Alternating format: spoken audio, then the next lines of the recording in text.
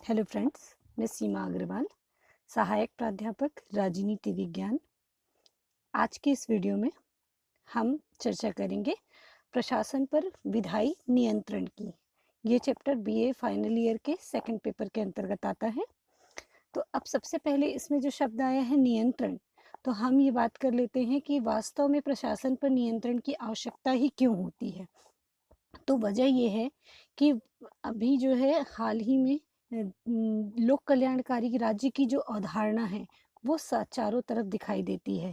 हर राज्य, वर्तमान समय के जितने भी राज्य हैं वो अब लोक कल्याणकारी राज्य हैं, और लोक कल्याणकारी राज्य होने के कारण उनको बहुत सारी लोक सेवाओं को प्रदान करना होता है। जनता के हित के लिए बहुत सारे कार्य करने होते हैं, जिसकी वजह से राज्य का कार्य बहुत ज़्यादा बढ़ चुका है और आज के समय में नागरिक राज्य पर बहुत ज़्यादा निर्भर हो चुके हैं।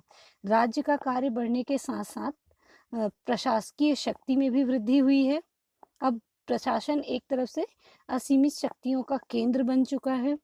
अब इसलिए ये आवश्यक हो गया है कि प्रशासन को उत्तरदायी बनाया जाए, और उत्तरदायी बनाए रखने के लिए और साथ ही साथ प्रशासकीय कर्मचारियों द्वारा शक्तियों के दुरुपयोग को रोकने के लिए प्रशासन पर नियंत्रण आवश्यक हो जाता है। अगर उसको उत्तरदायी ना बनाया जाए, कर्मचारियों पर नियंत्रण स्थापित करने का कोई प्रयास ना किया जाए, तो ऐसी स्थिति में वो अपनी शक्ति का दुरुपयोग कर सकते हैं। इसीलिए जो है प्रशासन पर नियंत्रण आवश्यक हो गया है। अगर प्रशासन पर नियंत्रण ना किया जाएगा तो ऐसी स्थिति में नौकरशाही की निरंकुशता की संभावना बढ़ जाती है। नियंत्रण का मतलब होता है कि कार्य को निश्चित करना, कार्यों का मूल्यांकन करना और यदि आवश्यक हो तो तरीकों में सुधार करना, जिससे कार्य योजना के अनुसार हो सके। जिस योजना के आधार पर कार्य को किया जाना है, उस योजना के आधार पर कार्य को पूरा करने के लिए नियंत्रण का होना आवश्यक है। अब हम बात करते हैं नियंत्रण के प्रकार के विषय में। मोटे तौर पर अगर देखा जाए तो नियंत्रण दो प्रकार का होता है। एक होता है आंतरिक नियंत्रण और दूसरा होता है बाह्य नियंत्रण या बाहरी नियंत्रण। तो आंतरिक नियंत्रण के अंतर्गत कई प्रकार के नियंत्रण प्रशासन पर लगाए जाते हैं, जैसे कि बजटीय व्यवस्था, बजट आय व्यय की व्यवस्था करना, कर्मचारी वर्ग की व्यवस्था करना, इसी प्रकार से कुशलता का सर्वेक्षण करना, पद सोपान की व्यवस्था करना, वार्षिक गोपनीय प्रतिवेदन, छानबीन, इन सारे साधनों के माध्यम से, इसके अलावा प्रशासनिक नेतृत्व है, इन सारे साधनों के माध्यम से जो है प्रशासन पर नियंत्रण स्थापित किया जाता है। इसी प्रकार से लोक प्रशासन या प्रशासन पर बाह्य नियंत्रण के कुछ तरीके होते हैं। बाह्य नियंत्रण के तरीकों में एक होता है विधायी नियंत्रण, दूसरा होता है कार्यपालिका का नियंत्रण, तीसरा होता है न्यायपालिका का नियंत्रण और चौथा होता है नागरिकों द्वारा नियंत्रण। तो आज हम बात करेंगे प्रशासन पर विधायी नियंत्रण की। तो वर्तमान समय में जो है प्रजातांत्रिक राज्य हैं, और प्रजातांत्रिक राज्य में जनता के जो प्रतिनिधि होते हैं वो ही विधायिका के सदस्य होते हैं। हम सभी जानते हैं कि शासन के 3 अंग होते हैं, विधायिका, कार्यपालिका और न्यायपालिका। विधायिका का काम होता है कानून बनाना। तो शासन प्रणाली चाहे संसदात्मक हो या अध्यक्षात्मक, दोनों में ही विधायिका का दायित्व होता है कानून बनाना, और दोनों ही शासन प्रणालियों में विधायिका के सदस्य जो होते हैं वो जनता के चुने हुए प्रतिनिधि होते हैं। अब चूंकि विधायिका में जनता के चुने हुए प्रतिनिधि होते हैं, इसलिए ऐसी सभाओं में जन इच्छा की अभिव्यक्ति होती है, और जन इच्छा की अभिव्यक्ति के अनुरूप जो जनप्रतिनिधि हैं वो लोकहित को ध्यान में रखते हुए नियम और कानून का निर्माण करते हैं, और इन्हीं नियम और कानूनों का जो है पालन करने का दायित्व या इनके अनुरूप कार्य करने का दायित्व जो है वो कार्यपालिका का होता है या प्रशासन का होता है।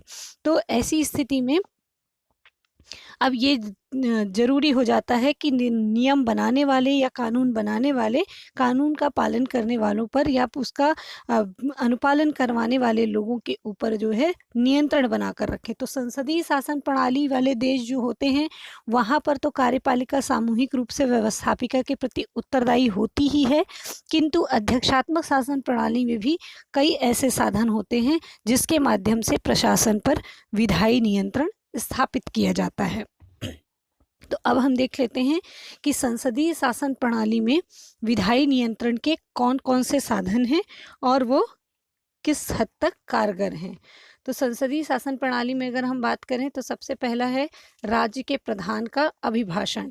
संसदीय शासन प्रणाली में जब भी संसद का हर बार नया सत्र प्रारंभ होता है तो नए सत्र में राज्य का जो प्रमुख होता है वो भाषण देता है, अर्थात प्रत्येक नए सत्र का प्रारंभ राज्य के प्रधान के अभिभाषण से होता है और इस अभिभाषण पर चर्चा करने के लिए 2-3 दिन का समय निर्धारित होता है, जिसका लाभ जो है संसद के सदस्य उठाते हैं और ये संसद के सदस्य जो है जितनी भी नीतियां हैं, योजनाएं हैं, कार्यक्रम हैं, उन पर वो गहन जो है आलोचनात्मक बहस करते हैं।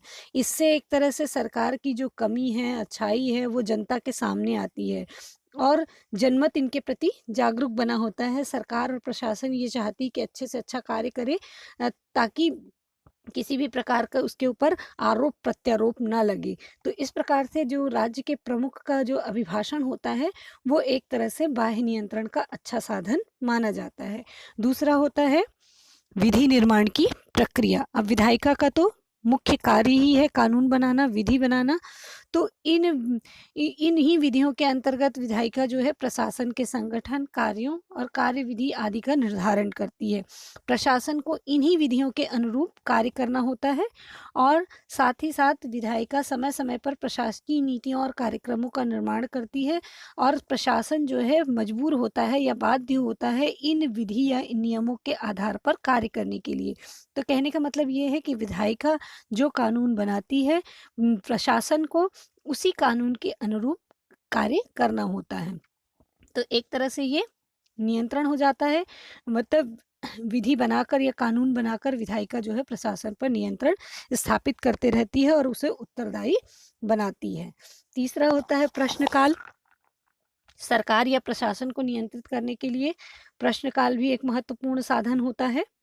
यहाँ पर जो है मंत्रि परिषद के सदस्यों से जो संसद सदस्य हैं या विधायिका के सदस्य हैं, विधायिका के हर सदस्य को ये अधिकार होता है कि वो जो है संबंधित विभाग के मंत्री से प्रश्न पूछ सकते हैं। ये प्रश्न मौखिक भी हो सकता है, लिखित भी हो सकता है और उस प्रश्न का उत्तर आने के बाद वो उनसे संबंधित पूरक प्रश्न भी पूछ सकते हैं। तो कहने का मतलब ये है कि जो प्रश्नकाल होता है वो एक प्रभावशाली साधन होता है प्रशासन पर नियंत्रण रखने का, क्योंकि प्रशासन को या संबंधित मंत्री को अपने विभाग से संबंधित सारी गतिविधियां हैं, अगर मान लो कोई अव्यवस्था है, किसी प्रकार की कोई समस्या है, तो उसके लिए वो पूरा जवाब देने के लिए जो है जिम्मेदार व्यक्ति होता है।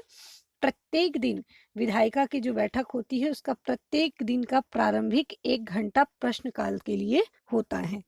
अगला है शून्यकाल। प्रश्नकाल की समाप्ति के बाद और संसदीय कार्यवाही शुरू होने के पूर्व का काल। प्रश्नकाल की समाप्ति के बाद और संसदीय कार्यवाही के शुरू होने के पूर्व का काल, अर्थात प्रश्नकाल और संसदीय कार्यवाही के बीच का जो समय होता है वो शून्यकाल कहलाता है। अब ये जो शून्यकाल होता है ये जो है ऐसा समय होता है जब किसी भी सामयिक विषय पर कोई भी जो है विधायिका का सदस्य बिना किसी पूर्व सूचना के मंत्रियों से प्रश्न पूछ सकता है। इससे पहले का जो हमने प्रश्नकाल पढ़ा, प्रश्नकाल में जो प्रश्न पूछा जाता है उसकी पूर्व सूचना जो है उनको दे दी जाती है तो वो उत्तर तैयार कर लेते हैं, लेकिन शून्यकाल में प्रश्नों को जो है पूछने के लिए किसी भी प्रकार से पहले से कोई पूर्व सूचना नहीं दी जाती है, कोई स्वीकृति नहीं ली गई होती है।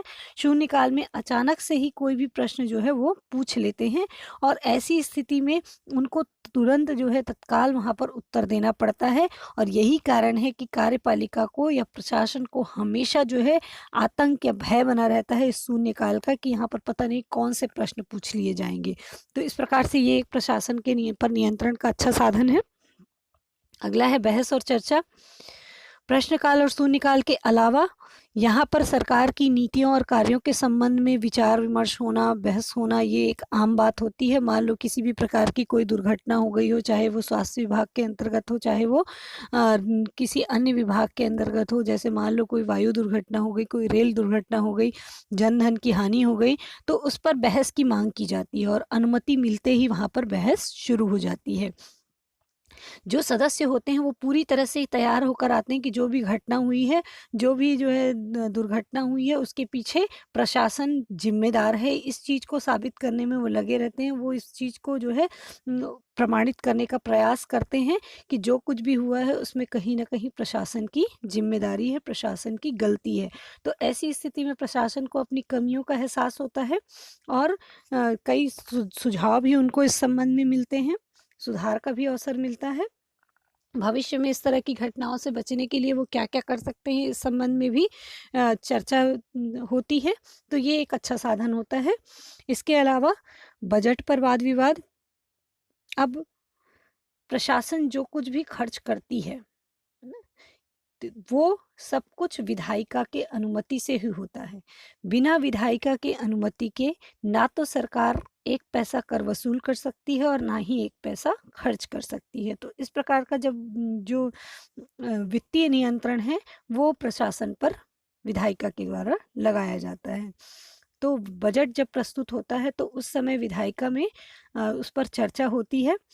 एक-एक जो विभाग है उसके सभी की माँग पर बहस होती है, विचार-विमर्श होता है, सूक्ष्म विश्लेषण परीक्षण होता है और कहाँ-कहाँ पर जो है कमियाँ हैं, गलतियाँ हैं, अनियमितताएँ हैं, वो सारी चीज़ों को देखा जाता है और ये जो बजटीय बहस है वो प्रशासन पर नियंत्रण का बहुत ही महत्वपूर्ण साधन साबित होता है। इसके बाद है ध्यानाकर्षण प्रस्ताव। मान लो संसद सदस्यों को या विधायिका के सदस्यों को ये लगता है कि कोई ऐसी गंभीर समस्या है जिस ओर प्रशासन का ध्यान नहीं जा रहा है, तो ऐसी स्थिति में वो ध्यानाकर्षण प्रस्ताव प्रस्तुत कर सकते हैं। इसके लिए उनको लिखित में पहले से ही सूचना देनी होती है और अध्यक्ष की स्वीकृति मिलते ही, विधायिका के अध्यक्ष की स्वीकृति मिलते ही सरकार को उस पर जवाब देना पड़ता है। तो एक तरह से इसमें सरकार की काफ़ी जो है खिंचाई होती है, काफ़ी उस पर जो है आरोप लगाए जाते हैं कि वो जो है इतने महत्वपूर्ण विषय पर उनका ध्यान नहीं जा रहा है। तो ये भी एक तरह से नियंत्रण का एक साधन है। कार्य स्थगन का प्रस्ताव या काम रोको प्रस्ताव। अगर विधायिका को ये लगता है कि कोई ऐसी समस्या है जो बहुत ही गंभीर है और जिस पर बात करना बहुत ज़रूरी है, तो इसलिए वो जो है क्या कर सकते हैं, सदन के काम सारी कार्यवाही को रोकने के लिए काम रोको प्रस्ताव ला सकते हैं कि भाई अभी सदन की सारी कार्यवाही रोक दी जाए और इस महत्वपूर्ण विषय पर या इस महत्वपूर्ण समस्या पर जो है बात की जाए। तो अगर अध्यक्ष की अनुमति मिल जाए तो उस पर जो है तत्काल रूप से बहस करवाई जाती है और बाद में मतदान भी करवाया जाता है। लेकिन आजकल इसका थोड़ा-सा दुरुपयोग बढ़ गया है।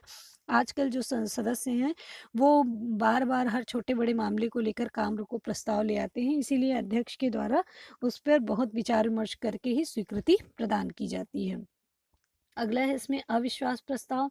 ये जो है कार्यपालिका पर नियंत्रण का सबसे प्रभावशाली साधन माना जाता है। प्रायः ये जो है विपक्षी दल के जो सदस्य होते हैं वो ऐसा वातावरण तैयार करते हैं कि वो इस चीज़ को प्रूव करने में लगे रहते हैं कि सरकार जितने भी जो है कार्य कर रही है वो गलत कर रही है या फिर उसके गलत निर्णय के कारण कहीं न कहीं प्रशासन असफल हो गया है।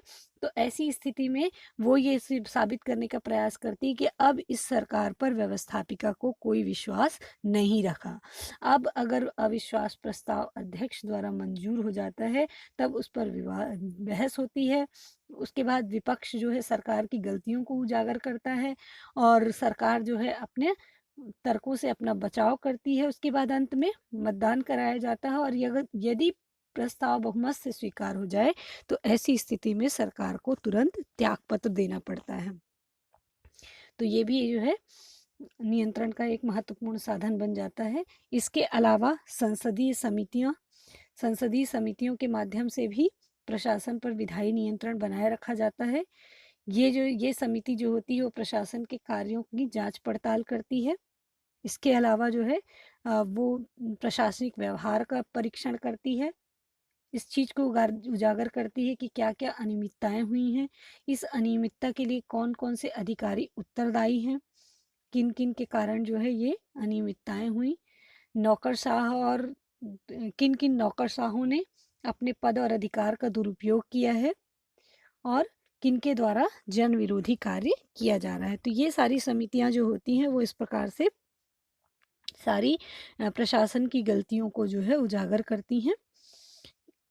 इसके अलावा लेखा परीक्षण, जो सार्वजनिक धन होता है, जो विधायिका की स्वीकृति से लिया जाता है और उसकी स्वीकृति से ही व्यय किया जाता है, उसका जनहित में कितना उपयोग हुआ या कहीं उसका कोई दुरुपयोग तो नहीं हुआ, फिर जो व्यय हुआ वह नियमानुसार हुआ है या नहीं हुआ है, इस चीज को जानने के लिए लेखा परीक्षण जो है एक महत्वपूर्ण साधन होता है।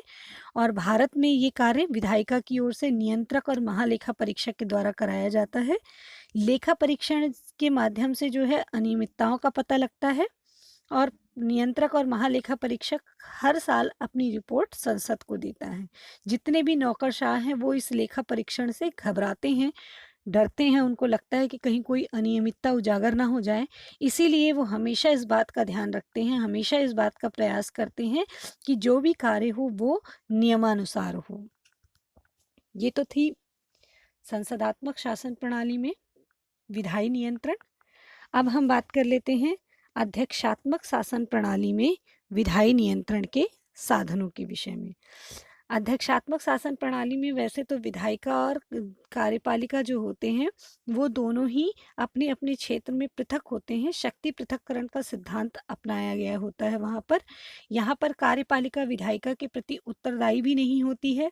इसके अलावा विधायिका जो है विधायिका के सदस्य जो है कार्यपालिका के सदस्य भी नहीं होते हैं।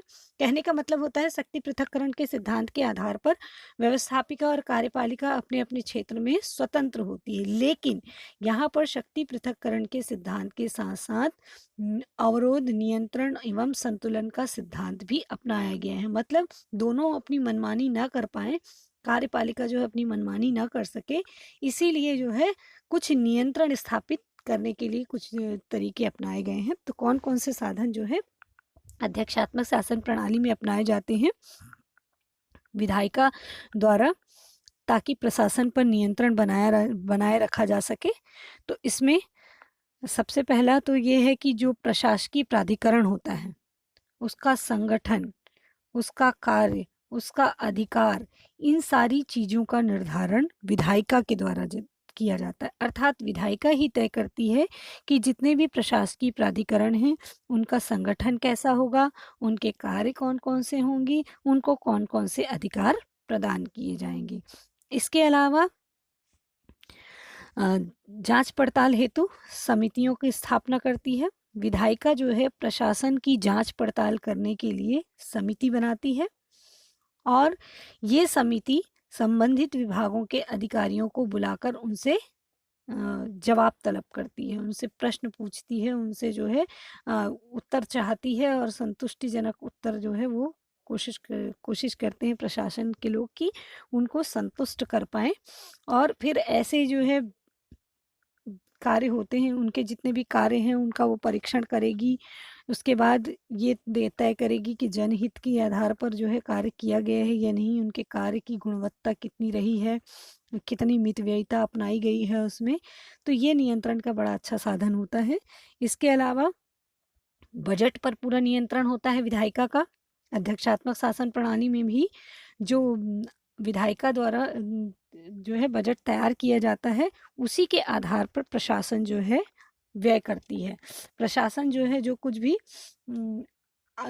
भी कर लगाती है या जो कुछ भी व्यय करती है उसमें विधायिका की स्वीकृति आवश्यक होती है। पूरा पूरा नियंत्रण जो है विधायिका का यहाँ पर होता है। इसके अलावा जो है राष्ट्रपति पर महाभियोग लगाने का अधिकार भी जो है विधायिका के पास होता है। अध्यक्षात्मक शासन प्रणाली में चूंकि राष्ट्रपति ही कार्यपालिका का सर्वे सर्वा होता है, प्रमुख होता है, वहाँ पर नाम मात्र और वास्तविक कार्यपालिका में कोई भेद नहीं होता। वहाँ पर एक ही कार्यपालिका होती है जिसका प्रमुख राष्ट्रपति होता है। तो अमेरिका जैसे देश में राष्ट्रपति पर महाभियोग लगाने का अधिकार विधायिका को दिया गया है। तो ये एक तरह से क्या होता है, राष्ट्रपति पर नियंत्रण होता है, ये उसको सतर्क रखने का एक तरीका होता है कि अगर वो कुछ गलत कर रहा है या कुछ ऐसा कार्य कर रहा है जो कि एक तरह से देश हित में नहीं है, तो ऐसी स्थिति में विधायिका उस पर महाभियोग लगा सकती है। इसके अलावा जितने समझौते होते हैं उन समझौतों पर सीनेट की अनुमति आवश्यक होती है। अगर हम बात करें अमेरिका जैसे देश की, जहाँ पर अध्यक्षात्मक शासन प्रणाली है, तो अमेरिका में राष्ट्रपति के द्वारा जो भी संधि समझौते किए जाते हैं उन सारे संधि समझौतों को सीनेट के द्वारा अनुमोदन कराया जाना आवश्यक होता है। इसके अलावा राष्ट्रपति द्वारा जितनी भी महत्वपूर्ण पदों पर नियुक्ति की जाती है उन सारी नियुक्तियों पर भी जो है सीनेट का अनुमोदन आवश्यक होता है। तो ये कुछ साधन होते हैं जिसके माध्यम से अध्यक्षात्मक शासन प्रणाली में जो है प्रशासन पर विधायी नियंत्रण स्थापित किया जाता है। तो हमने देखा आज के इस वीडियो में कि किस प्रकार से प्रशासन पर विधायी नियंत्रण स्थापित किया जा सकता है। शासन प्रणाली चाहे संसदात्मक हो चाहे अध्यक्षात्मक हो, विधायिका को कुछ ऐसे अधिकार प्राप्त हैं जिसके माध्यम से वो सरकार की गतिविधियों पर, प्रशासन की गतिविधियों पर नज़र रख सकती है और उसको मनमाना व्यवहार करने से रोक सकती है। धन्यवाद।